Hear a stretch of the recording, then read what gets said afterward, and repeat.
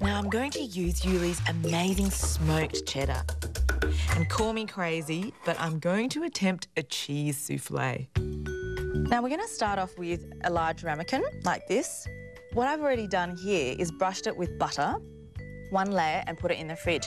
There is actually a technique to brushing the butter that I'll show you on the second coat.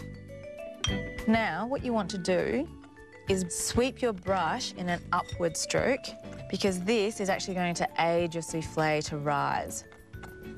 And what I've got here is just some breadcrumbs that have been mortar and pestled till they're really fine.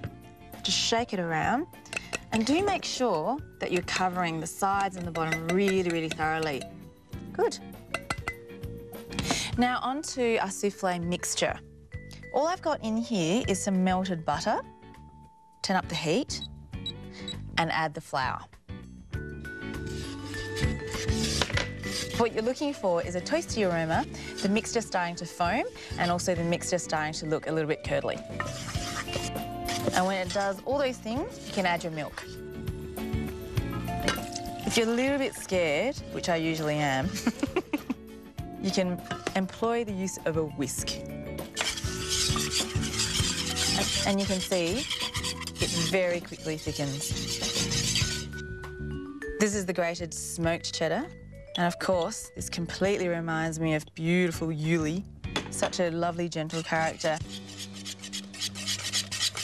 Now, I'm definitely taking this off the stove. The cheese is nicely melted into that mixture now, and I'm going to add my egg yolks. Just look at that colour. It's absolutely beautiful. Good yolks. I'm going to season it now. A couple of pinches of nutmeg, some white pepper, and some salt. That's really good. So what I've got here is the 6 egg whites from the 6 egg yolks, and I've whisked them to just before stiff peak, so not quite.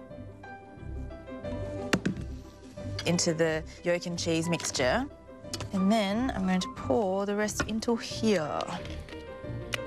And by using this really gentle draping motion, you're ensuring that all that aeration that you created earlier is going to hang around.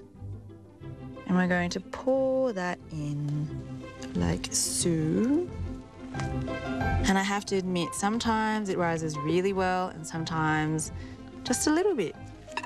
But it always tastes delicious. And then you just wipe all around really firmly. So there you've got a really nice clean edge, and that's going to give it the best chance of a really nice rise. My oven has been preheating at 200 degrees. I'm just turning that down to 180, and that's going to stay in there from 25 to 35 minutes. And it looks hilarious. It's not the ideal shape for a souffle. It's sort of impersonating a cauliflower or something.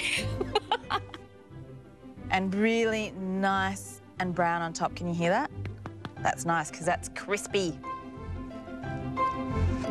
Mmm. That's good.